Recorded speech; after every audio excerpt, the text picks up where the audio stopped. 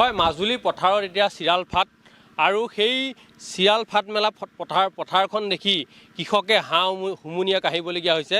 মই কটাই নাহৰণিৰ পৰা গায়ন গাঁৱলৈকে যি বিশাল পথাৰ আছে সেই বিশাল পথাৰখন শাওণ মাহত আচলতে ইয়াত সেউজীয়া হৈ থাকে, কিন্তু এতিয়া দেখিবলৈ পোৱা গৈছে চাৰিওফালে পকা চপৰা দেখুৱাম আপোনাক।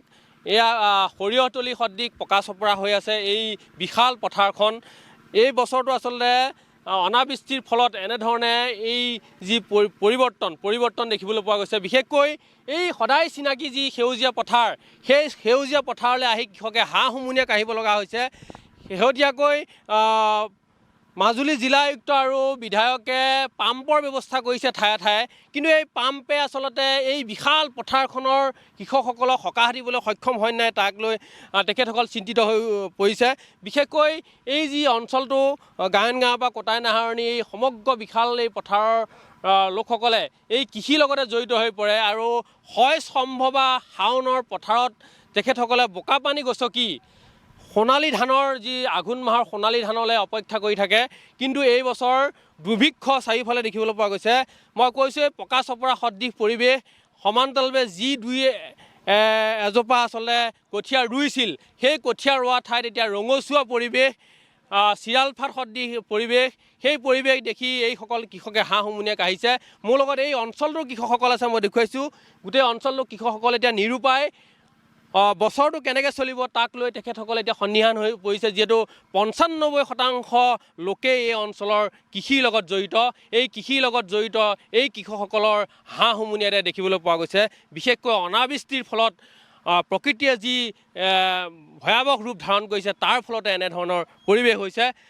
সচেতন এজন ব্যক্তি আছে, দাদা কি ক'ব? গোটেই কৃষকসকলৰ দেখিছোঁ অৱস্থা অতি বেয়া, সাংঘাতিক, মানে খুব দুখ লাগিছে। আঘোণ মাহত এই মানুহখিনিয়ে কি কৰিব, ইমানেই অৱস্থা বেয়া। ইয়াত যদি আগতেই বৰ্তমান সময়টো এনেকুৱা হৈছে প্ৰকৃতিৰ লগত চলাৰ সময় নহয়, বিশেষকৈ কৃষকসকল। যদি আমাৰ জলসিঞ্চন বিভাগটোৱে ইয়াত যদি ধুনীয়াকৈ ছ'লাৰ পাম্পৰ ব্যৱস্থা কৰিলেহেঁতেন, ইমান সময় সেউজীয়া এখন আমি পথাৰ দেখিলোহেঁতেন। আৰু অতি প্ৰয়োজন আছিলে, অতি প্ৰয়োজন আছিলে। এইখন পথাৰ আমাৰ আগতে আমগুৰি পথাৰ, কোটাই নাহৰণি পথাৰ, এইখিনি চেঙেলিমৰা পথাৰ, মানে এই অঞ্চলটো বহুত বাম হয় আৰু খেতি প্ৰকৃতিয়ে যেতিয়া বৰষুণ দিয়ে বহুত ধুনীয়া হয় আৰু এই খেতিক এই খাদ্যক লৈয়ে এইসকল জীয়াই আছিলে। গতিকে এইবছৰ আমি হাঁহ হুমুনিয়া কাঢ়িছোঁ, চবেই দুখ লাগিছে, ঘৰত থাকিবলৈ মন নোযোৱা হৈছে। গতিকে লৈ আমি পুনৰ অসমৰ মুখ্যমন্ত্ৰীয়ে যিহেতু ভাল পদক্ষেপ লৈ আছে, গতিকে মাজুলীত বিশেষভাৱে জলসিঞ্চনৰ ব্যৱস্থা কৰক। বিশেষকৈ ব্ৰহ্মপুত্ৰত পানী নাইকিয়া হৈছে, ব্ৰহ্মপুত্ৰত পানী হ'লেও আমাৰ ইয়াত এটা জেকনি হয়, তেতিয়াও হয়। আগতে এইবোৰ পথাৰত নাও চলাওঁ, আমি কাৱৈ মাছ ধৰি খাওঁ এই সময়ত, কিন্তু কি অৱস্থা আপোনালোকে দেখিছে। গতিকে মই সজোৰেৰে আমাৰ জলসিঞ্চন ব্যৱস্থাটো এইবছৰ যি হৈছে, বৰ্তমান যদি পাৰে এইকেইদিনত কৰিলে আমি অতি ভাল পাম। যদি কিবা কাৰণত এইবছৰ নোৱাৰেও, অহা বছৰ যাতে আমি এই দিনটোলৈ আমি যদি বাট নাচাওঁ, আমাক ধুনীয়াকৈ পানীৰ ব্যৱস্থা কৰে, তাৰ বাবে মই বিশেষভাৱে অনুৰোধ জনাইছোঁ।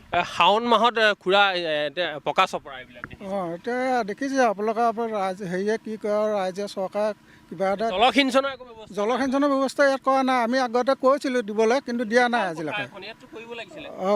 দিয়া নাই, এতিয়া কৰিব কি আৰু, তাকে আমি দিবৰ কাৰণে আমি অনুৰোধ জনাইছোঁ।